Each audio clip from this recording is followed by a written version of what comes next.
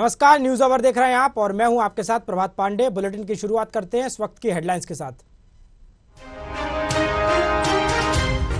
PM Modi का MP दौरा, ग्वालियर में किया रोड शो, 19,000 करोड़ से ज्यादा के प्रोजेक्ट का किया लोकार्पण।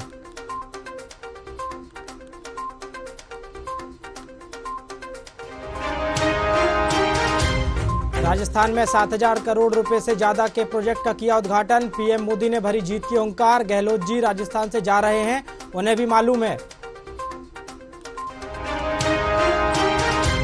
गोल्डन टेंपल पहुंचे राहुल गांधी, मंदिर में टेका माथा, लंगर में जूठे बर्तन धोकर की सेवा।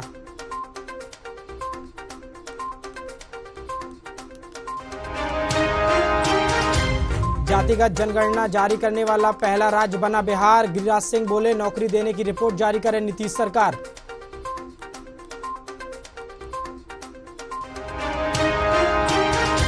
एमपी में अक्टूबर के पहले हफ्ते बूंदाबांदी के आसार, जबलपुर, रीवा, शहडोल संभाग में गिरेगा पानी, 21 दिन बाद गुलाबी ठंड।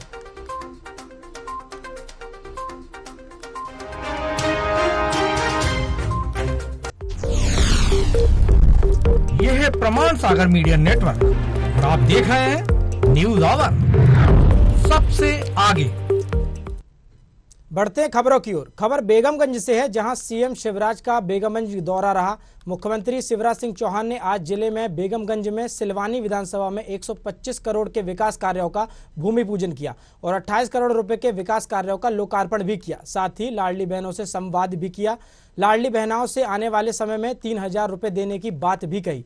मुख्यमंत्री शिवराज सिंह के साथ स्वास्थ्य मंत्री प्रभुराम चौधरी, स्थानीय विधायक पूर्व मंत्री रामपाल सिंह राजपूत साथ में रहे।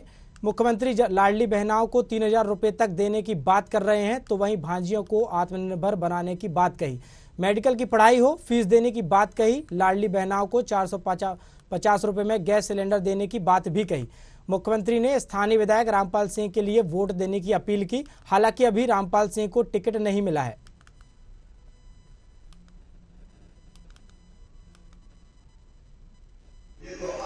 और इनका admission medical college, engineering college, IIT, IIM कहीं भी होगा तो सुन लेना ध्यान से, फीस चाहे कितनी भी हो जाए, 12-14 लाख रुपया साल भी होगी तो वो फीस माता पिता नहीं भरवाएंगे। कौन भरवाएगा?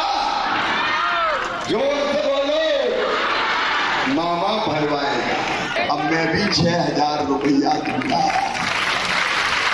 अब आप एक घर की आमदनी का हिसाब लगाना जरा। लाडली बहना के 1,250 रुपया महीना आ रहे, किसान के 1,000 रुपया हर महीना तो 2,250 हो गए। और अगर 2 भैया और 2 बहू है तो 2,250 गुना 4,500 हो गए। हो गए कि नहीं हो गए? और 3 अगर हुई तो उस हिसाब से लगा लो, कई परिवार ऐसे हैं जहां 1-1 लाख रुपया जाएंगे मेरे बहनों और भाइयों। उत्तराखंड में बारिश से इस साल काफी नुकसान हुआ है। भूधसा हो या फिर फसलों का नुकसान, वही नुकसान को देखते हुए सीएम ने खुद स्वीकारा है कि राज्यों में बारिश से काफी नुकसान हुआ है, जिसकी भरपाई के लिए विभिन्न विभागों के स्तर से प्रयास किया जा रहा है। साथ ही फसलों के नुकसान से लेकर सार्वजनिक संपत्तियों का सरकार सभी का आकलन करा रही है और फसलों के नुकसान पर मुआवजा भी दिया जा रहा है और जल्द ही व्यवस्थाओं को दुरुस्त करने का कार्य भी किया जाएगा।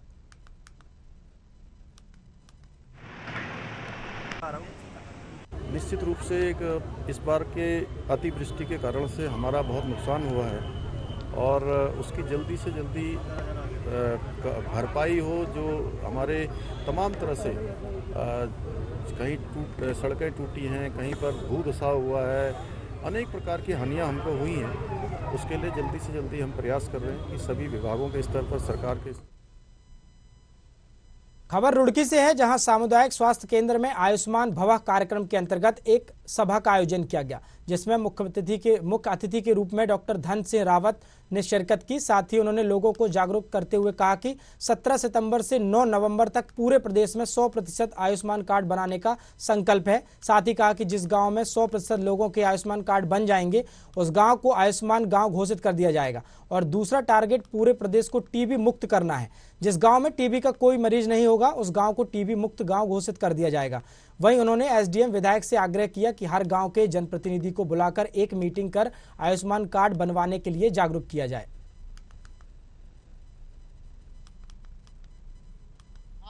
देश में हम लोग आयुष्मान सभा का आयोजन कर रहे हैं, हर सीएससी में, पीएससी में, हर ग्राम सभा में, हर वार्ड में। और लक्ष्य यह है कि जहां 100% आयुष्मान कार्ड बन जाएंगे उसको आयुष्मान गांव घोषित किया जाएगा। दूसरा टारगेट यह है कि जिस गांव या कस्बे में 100% लोगों का टीबी का इलाज हो जाएगा उसको टीबी मुक्त वार्ड और टीबी मुक्त गांव बनाने का टारगेट रखा गया है। खबर हल्द्वानी से है, जहां राष्ट्रपिता महात्मा गांधी जयंती और लाल बहादुर शास्त्री की जयंती के मौके पर कांग्रेस की ओर से पदयात्रा निकाली गई। इस दौरान पदयात्रा में कांग्रेस विधायक सुमित हृदय सहित कई नेता मौजूद रहे। साथ ही कांग्रेस कार्यालय स्वराज आश्रम में महात्मा गांधी और लाल बहादुर शास्त्री के चित्र पर माल्यार्पण किया गया। साथ ही उन्होंने कहा कि देश में आपसी भाईचारे और अमन, चैन और अहिंसा का संदेश दिया था।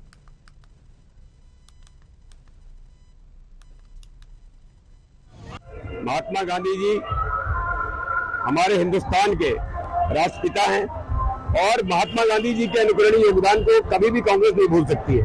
कांग्रेस के बुनियादी रूप में महात्मा गांधी जी के विचार हैं और आज भी कांग्रेस उसी विचारधारा पे चलती है। जय जवान जय किसान का नारा उन्होंने दिया और अंतिम व्यक्ति तक किस तरीके से जो महात्मा गांधी जी का सपना था देश की आजादी पहुंचे, उसे करने का लाल बहादुर शास्त्री ने किया। आज हम दोनों महापुरुषों को याद करते हैं। बेहद महत्वपूर्ण दिन है क्योंकि गांधी जी और शास्त्री जी ने केवल हिंदुस्तान में नहीं पूरे विश्व में जो एक संदेश दिया अमन, चैन का, आपसी भाईचारे का, अहिंसा का, आज उसकी आज परिप्रेक्ष्य में देखा जाए तो आज समाज में और पूरे विश्व में इसकी बहुत आवश्यकता।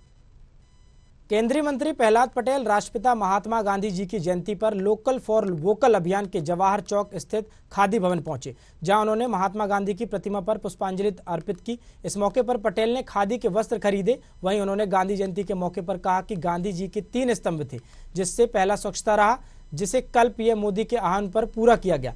स्वदेशी के तहत खादी वस्त्रों के सांकेतिक खरीद का दिन है, ताकि हम खादी का समर्थन भी करें और उसे स्वीकार कर संकल्प की मजबूती का दिन है।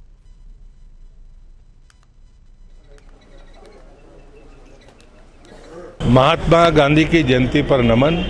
उनके 3 स्तंभों पर कल स्वच्छता का दिन था जो प्रधानमंत्री के आह्वान पर था। आज खादी के सांकेतिक खरीद का दिन है ताकि हम खादी को समर्थन भी करें और उसे स्वीकार भी करें। इस संकल्प को मजबूती के लिए आज का दिन है। और तीसरा है नशा मुक्ति। ये तीनों ऐसे चीज़ें हैं जो जीवन में करेगा तो समाज उसको देखता भी है और उसका अनुसरण करता है। स्वच्छता स्वानुशासन के लिए है, खादी आत्मनिर्भरता के लिए है और नशा मुक्ति हमारे आने वाली पीढ़ी की मजबूती के लिए है। मैंने कल भी सफाई की थी, आज खादी खरीदी है और मेरे विरोधी भी जानते हैं कि मैं पूर्णतः नशा मुक्त हूँ। भोपाल मास्टर प्लान 2031 पर बीजेपी विधायक रामेश्वर शर्मा ने फिर सवाल उठाए हैं। उन्होंने कहा है कि इस मास्टर प्लान को हमने रद्द करने की बात कही है और यह रद्द होगा। मास्टर प्लान पर हम नए सिरे से काम करेंगे। इससे पहले आपत्तियों की सुनवाई के दौरान भी विधायक शर्मा नाराजगी जता चुके हैं। विधायक शर्मा ने कहा है कि जिन्होंने तालाब बचाया है उन किसानों के साथ अन्याय नहीं होने दूंगा। किसानों की जमीन कृषि क्षेत्र में ही रहेगी। निर्माण की अनुमति मिलेगी तो ठीक, नहीं तो मास्टर प्लान नहीं आएगा। आइए सुनते हैं उन्होंने क्या कुछ कहा। किसी भी किसान को परेशान होने की जरूरत नहीं है, किसी भी नागरिक को परेशान होने की जरूरत नहीं है। ये जो मास्टर प्लान आया है इसको हमने रद्द करने की बात की है और ये रद्द होगा। नए सिरे से मास्टर प्लान पर हम काम करेंगे। किसान की जमीन एग्रीकल्चर थी, एग्रीकल्चर होगी। अगर होगी तो प्रमोशन दिया जाएगा, आवासीय में लाया जाएगा या दूसरे क्षेत्र में लाया जाएगा, जिससे किसान के परिवार को लाभ हो। उसका जीवन छीनने का काम सरकार नहीं करेगी, बल्कि उसका जीवन बनाने का काम। मध्य प्रदेश में चुनावी साल में नेताओं के बीच जुबानी जंग भी तेज हो गई है। इसी कड़ी में विधानसभा में नेता प्रतिपक्ष डॉक्टर गोविंद सिंह के बिगड़े बोल सामने आए हैं, जिन्होंने एक कार्यक्रम में केंद्रीय नागरिक उड्डयन मंत्री ज्योतिरादित्य सिंधिया को चिंदी चोर और जमीन चोर बोला है। आपको बता दें कि नेता प्रतिपक्ष डॉक्टर गोविंद सिंह कांग्रेस जन आक्रोश यात्रा में शामिल होने देर शाम प्रदेश के अशोकनगर जिले पहुंचे थे। उन्होंने स्थानीय विवेक टॉकी चौराहे पर एक आम सभा को संबोधित किया था, जहां सिंधिया को चिंदी और जमीन चोर बोला है। वे यही नहीं रुके, सिंधिया को ज्योति प्रसाद भी कहा। साथ ही सिंधिया को भू माफिया भी कहा और बोले कि कमलनाथ से कहा है कि सरकार आते ही एक आयोग भू माफियाओं के लिए बनाया जाए और सबको जेल में डाल दिया जाए। ज्योति प्रसाद हो रही है आपका महाराजा के वास्तव में जमीन माफिया है। सही कहा था भाटिया जी ने, जितनी चोर है मैं कहता हूँ जमीन चोर, जमीनों का रखने वाला है। और सभी आज क्या कर रहा है, क्या महाराजा था, मैं तो भाई बहुत तरह से कह रहा था। राहुल गांधी से 8-10 साल पहले कह रहे थे भैया पूरे देश में आजादी आ गई, ग्वालियर जम्मान समाज में कांग्रेसी कब आजाद होंगे। अरे हम लोगों को भी आजादी दो, लेकिन ईश्वर ने ऐसा अपने आप सदबुद्धि दी तो छोड़ के चला गया। आज हमारे नौजवान जमीन में काम करने वाला कार्यक्रम सम्मानित है, सीधा तान के राजनीति कर रहा है। खबर ग्वालियर से है, जहां राष्ट्रपिता महात्मा गांधी और पूर्व प्रधानमंत्री लाल बहादुर शास्त्री की जयंती पर राजनीतिक संगठनों ने नेताओं ने पुष्पांजलि अर्पित की। साथ ही कांग्रेस नेताओं ने प्रभात फेरी निकालकर गांधी पार्क स्थित महात्मा गांधी की प्रतिमा पुष्पांजलि अर्पित की। इस दौरान महापौर शोभा सिकरवार, विधायक सतीश सिकरवार, जिला अध्यक्ष डॉक्टर देवेंद्र शर्मा सहित कई कांग्रेस नेता मौजूद रहे। साथ ही सभी ने देश के महापुरुषों के बताए मार्ग पर चलने का संकल्प भी लिया।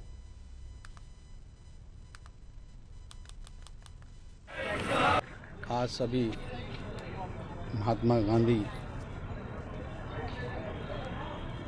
जी को अपने श्रद्धा सुमन अर्पित करने आए हैं। बापू ने इस देश को आज़ादी में दिलाई। हम आज जो आज़ाद भारत में सांस ले रहे हैं वो बापू की देन है। लाल बहादुर शास्त्री की जयंती के अवसर पर सभी कांग्रेस पार्टी ने उनके चरणों में श्रद्धा सुमन अर्पित किए और सभी एकता के सूत्र में बंधकर रहे हैं, यही संदेश देना चाहते हैं। आज राष्ट्रपिता महात्मा गांधी जी की जयंती है और पूर्व प्रधानमंत्री, किसानों के हितैषी, जवानों के हितैषी लाल बहादुर शास्त्री जी की जयंती है। और आज कांग्रेस पार्टी द्वारा हमारे दोनों महापुरुषों की जयंती मनाई गई और हम ये प्रेरणा लेते हैं उन्होंने कि उन महात्मा गांधी के मार्ग पर चलकर, लाल बहादुर शास्त्री जी के मार्ग पर चलकर कांग्रेस को और देश को मजबूती प्रदान करेंगे।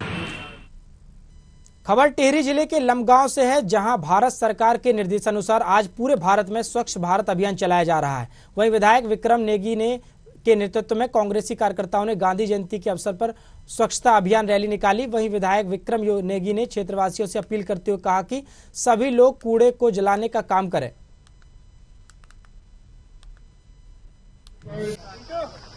कहीं पे झाड़ी है उसको साफ किया जा रहा है और एक नगर पंचायत लोगों को भी और पूरे विधानसभा क्षेत्र के लोगों को भी एक संदेश है कि हम सबको एक स्वच्छता, चाहे अपने आसपास हो, घरों में हो, चाहे बाहर हो, हर जगह बनाए रखें ताकि हमारी आने वाले समय पर हम पर्यावरण को बचा सकें। सरकार ने तो कल अपना कार्यक्रम किया होगा, लेकिन आज कांग्रेस के कार्यकर्ताओं द्वारा लमगांव बाजार में जहां जहां कूड़ा है, प्लास्टिक है, नालियां खराब है या झाड़ियां हैं, उसको साफ करने का काम किया जा रहा है।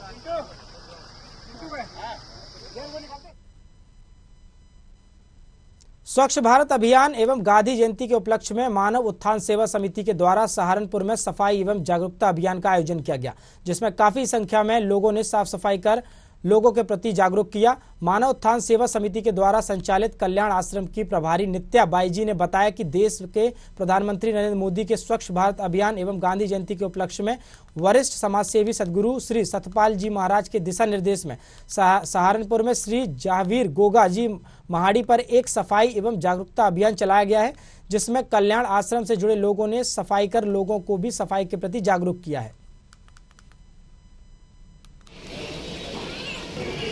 आज मेरे श्री सतपाल जी महाराज के गुरु जी और यहाँ पर सफाई योजना करवाया गया है। सभी लोग पूरा यहाँ जितना बागे जो है गोरखनाथ हैं, जितने मंदिर बने हुए हैं, सारा सफाई मेला लगता है तो कूड़ा तो हो ही जाता है, तो उसके लिए सफाई योजना कराया और गुरु महाराज जी सब पे विश्व में पूरे में आज सफाई योजना हर आश्रम में करवाई जा रही है। खबर औरैया जिले से है, जहां कोतवाली परिसर में गांधी जयंती और लाल बहादुर जयंती के अवसर पर पीवीआरपी के बच्चों ने कोतवाली का निरीक्षण किया। इस दौरान सदर कोतवाल पंकज मिश्रा ने बच्चों को पुलिस के कार्य व्यवहार से परिचित कराया। वहीं पीआरबी के बच्चों को थाने में पुलिस के कार्य व्यवहार के बारे में भी बताया गया। साथ ही बच्चों को थाना कार्यालय, महिला हेल्प डेस्क, मंदिर और विवेचना कक्ष भी दिखाया गया।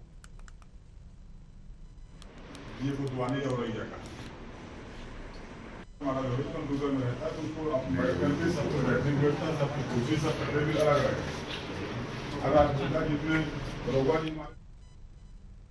खबर नरसिंहपुर जिले के तेंदुखेड़ा से है, जहां कांग्रेस की ओर से निकाली जा रही जन आक्रोश यात्रा में क्षेत्र से भारी जन समर्थन मिला है। साथ ही यात्रा में प्रभारी पूर्व नेता प्रतिपक्ष अजय सिंह, राहुल भैया, सह प्रभारी संजय कपूर, विधायक संजय शर्मा सहित कई कांग्रेस नेता मौजूद रहे। वहीं अजय से राहुल भैया मीडिया से चर्चा करते हुए कहा कि भाजपा सरकार और शीर्ष बौखलाहट में है, उन्हें सरकार जाने का खतरा है, इसलिए केंद्रीय मंत्रियों से लेकर सांसदों को दांव में लगा रहे हैं। साथ ही कहा कि जनता में बहुत गुस्सा भरा हुआ है। जनता पार्टी में बौखलाहट, हार का डर है और इसकी वजह से अपना आखिरी दांव खेल रहा है, लेकिन उसमें भी सफलता नहीं मिली। जनता जब मन बना लेती है तो चाहे सांसद आए चाहे जो आए, नतीजा वही हो। खबर उत्तराखंड के लक्ष्मण झूला से है, जहां घूमने आए पर्यटक गंगा में बहने का मामला सामने आया है। दिल्ली से घूमने आए 4 पर्यटकों में से एक पर्यटक गंगा में बह गया, जिसकी तलाश में पुलिस और एसडीआरएफ की टीम ने बहे हुए पर्यटक की तलाश में जुटी है। फिलहाल गंगा में पर्यटक का कुछ पता नहीं चल पाया। बता दें, एसडीआरएफ की टीम ने युवक की तलाश के लिए गंगा में सर्च ऑपरेशन भी शुरू किया है।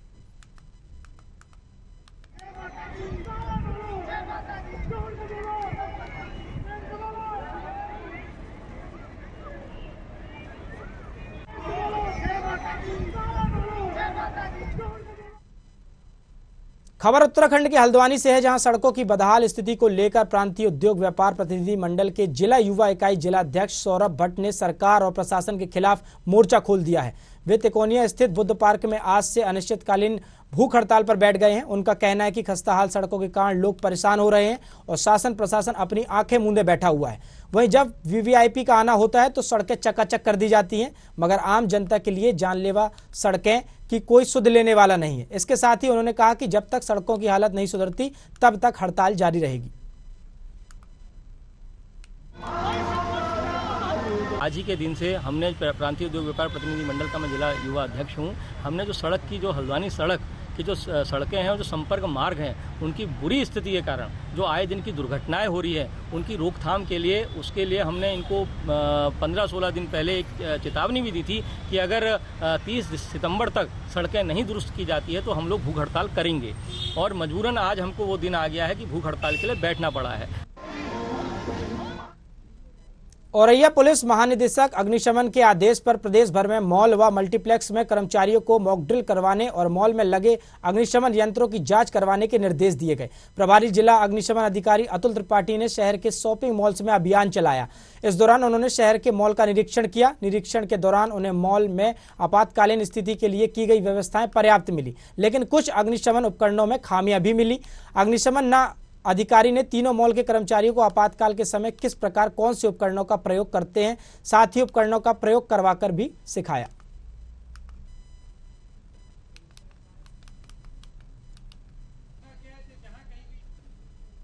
मंदसौर जिले के शामगढ़ थाना क्षेत्र के बंजारी गांव में दूर के रिश्तेदार बनकर आया आरोपी शेर सिंह की ओर से 5 वर्षीय बालिका के साथ दुष्कर्म की वारदात को अंजाम दिया गया। बताया जा रहा है कि शेर सिंह नामक युवक बंजारी गांव में दूर का रिश्तेदार बनकर पहुंचा, जिसके बाद ये वारदात को अंजाम दिया और मौके से आरोपी वहीं से बच्ची को छोड़कर फरार हो गया। बच्चे की हालत गंभीर देखकर परिजन आनंद फानन में शामगढ़ अस्पताल लाया गया, जहां प्राथमिक उपचार के बाद हालत गंभीर होने पर जिला अस्पताल भेज दिया गया है। मासूम का उपचार जारी है। पूरे मामले में पुलिस आरोपी को गिरफ्तार करते हुए पूछताछ कर रही है। वहीं आरोपी खिलाफ पास्को एक्ट के तहत कई धाराओं में प्रकरण दर्ज किया गया है। कल घटनाक्रम हुआ था। सुबह 10 बजे हमारी भांजी घर से गायब हो गई, तो 10 बजे हुई गायब, तो हमने ढूंढने की कोशिश की। पहले ढूंढने की कोशिश के बाद फिर नहीं मिली तो हम पुलिस स्टेशन गए। पुलिस स्टेशन जाके रिपोर्ट लिखाई तो बच्ची मिल गई 3 बजे करीब। तो बहुत ही बुरी हालत में मिली वो। उसके साथ कुछ गलत किया गया। आपकी भांजी की उम्र क्या है? 4 साल 10 महीने। 4 साल 10 महीने। 10 महीने, ठीक है। उसके बाद क्या हुआ? उसके बाद में पुलिस वाले ने मुझको पकड़ लिया, जो बच्ची को ले गए थे। कौन है जो बच्ची को लेने लगा? शेर सिंह फतेहपुर का। क्या उसकी स्टोरी, क्या मतलब पुरानी हिस्ट्री क्या है, कुछ मालूम है? उसका पुराना कुछ मालूम नहीं। पुराना रिकॉर्ड वगैरह, अपराध वगैरह? अपराध है वो पुराना, पुलिस वाले ने बताया इसके पहले के भी केस है ऐसे। कल थाना शामगढ़ में एक सूचना मिली थी कि एक नाबालिग बच्ची के साथ, उसकी बच्ची गुम गई है और साथ ही साथ उसके साथ गलत हरकत भी की गई किसी के द्वारा। तो जैसे ही पीड़िता जो थाने पहुंची और थाना पहुंचते पुलिस ने उसका ढूंढने की तरह निकली पुलिस, तो थोड़ी देर बाद ही पता चला कि जो आरोपी है वो बच्ची के साथ देखा गया। तो माँ जैसे बच्ची के पास माँ पहुंची तो उसने शोर मचाया, तो इतने में आरोपी वहां से भाग गया। पुलिस जब पीड़िता को लेके और माँ को लेके थाने आई तथा उनसे विस्तृत पूछताछ की गई, तो उसमें जान पड़ा कि जो आरोपी है वो पीड़िता का ही दूर का रिश्तेदार है, पीड़िता की माँ का दूर का रिश्तेदार है। और तो वो वहां पे अपने एक और साथी के साथ आया हुआ था और पीड़िता के पिता के साथ उसकी दोस्ती है, उनके साथ वो कुछ पार्टी वगैरह भी कर रहा था। तो उसमें उसने एक रात पहले भी बच्ची को बाहर ले जाने का प्रयास किया था, जो कि उसकी माँ ने मना कर दिया था कि नहीं, कोई जरूरत नहीं है। खबर कानपुर से है, जहां चोरों के हौसले बुलंद होते जा रहे हैं और आए दिन चोरी की घटना को अंजाम दे रहे हैं। बता दें कि चोरों ने जैन मंदिर में लाखों रुपए की नकदी और जेवरात लेकर फरार हो गए हैं। वहीं मंदिर परिसर के लोगों ने पुलिस थाने में जाकर रिपोर्ट दर्ज कराई है। पुलिस ने मामले को संज्ञान में लेते हुए 3 आरोपियों को गिरफ्तार भी किया है, साथ ही आरोपियों के पास से सामान बरामद किया। फिलहाल पुलिस आगे की कार्रवाई में जुटी हुई है। तारीख को जैन मंदिर के प्रबंधन तंत्र के द्वारा ये सूचना दी गई कि पिछली रात उनके यहाँ पे मंदिर में बड़ी चोरी हुई है, जिसमें भगवान के मुकुट, कलश और बहुत सारे जो आभूषण थे वो चोरी हुए हैं और जिसकी कीमत लगभग 5 से 6 लाख रुपए उनके द्वारा बताई गई थी। इस संदर्भ में उनके द्वारा तहरीर दी गई। तहरीर के बाद हमने पुलिस ने त्वरित इसमें कार्रवाई करते हुए मुकदमा पंजीकृत किया है। तत्काल हमारी पुलिस टीम ने बहुत सराहनीय कार्य करते हुए सर्विलांस के माध्यम से इस घटना का खुलासा किया। इसमें जहां एक और हमने 50 घंटे के अंदर इसमें 3 अभियुक्तों की गिरफ्तारी सुनिश्चित की गई, वहीं पूरे का पूरा जो माल है वो भी। इसी के साथ इस बुलेटिन में फिलहाल इतना ही। देश और दुनिया की ताजा तरीन खबरों के लिए आप देखते रहिए न्यूज आवर। नमस्कार।